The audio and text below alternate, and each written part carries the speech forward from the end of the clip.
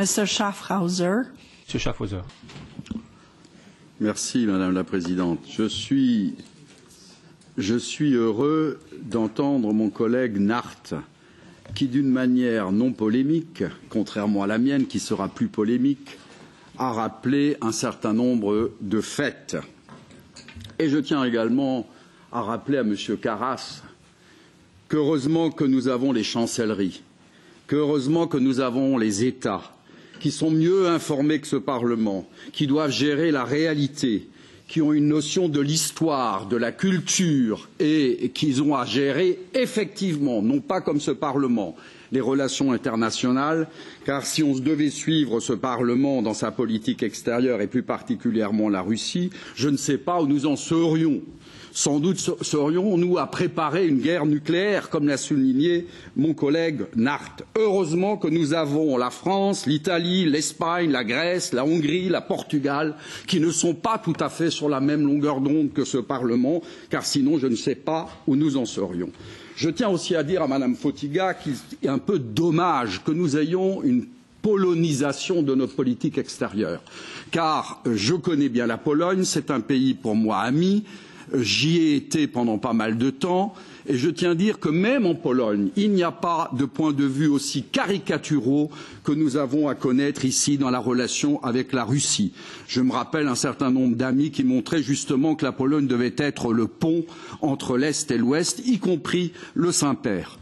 Pour revenir à nos différents intervenants, je serai assez bref, mais je tiens à rappeler un certain nombre de questions qui seront également des interrogations et qui demandent des réponses.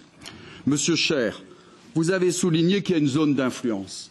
Mais comme l'a très bien souligné mon collègue Nart, quel est le pays, quelle est la puissance qui ne gère pas une zone d'influence?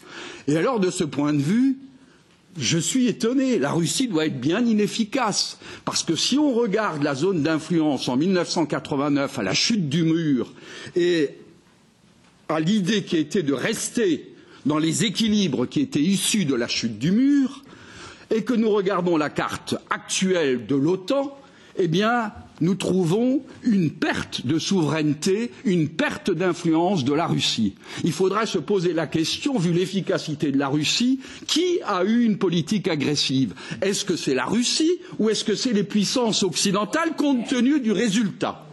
Compte tenu du résultat. Ensuite, vous soulignez cette relation en automne 2013 avec Yanukovych. Moi, je me pose la question, pourquoi, si Yanukovych voulait une politique équilibrée, vous avez raison de le souligner, pourquoi l'aura-t-on fait le coup d'État, alors que le 21 février, tout était mis en place, les accords étaient 21 février 2014, pourquoi le coup d'État du 22 février 2014? Et pourquoi Yanukovych va-t-il essayer de sauver sa peau, puisqu'il s'agit bien de sauver sa peau, sa vie, en demandant la protection des Russes?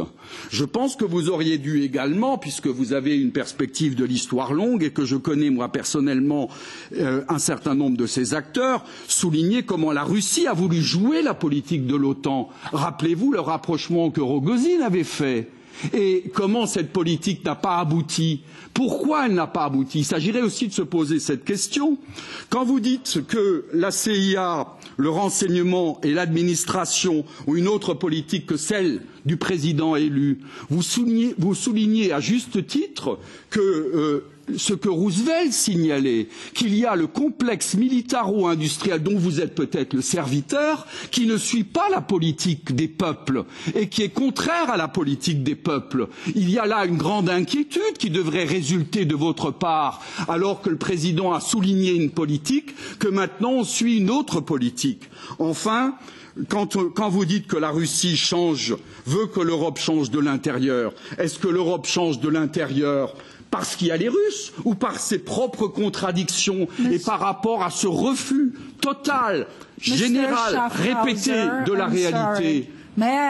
Je suis désolé, Monsieur Schaffhauser, je vais vous inviter, vous aussi, à conclure. Parce que d'autres collègues souhaitent intervenir.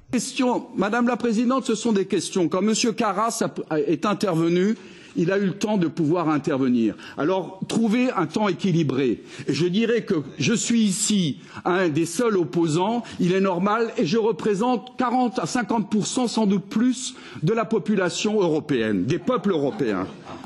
Oui, qui sont... Ensuite, je finis. Pardonnez-moi, mais veuillez conclure. Madame, je vais finir.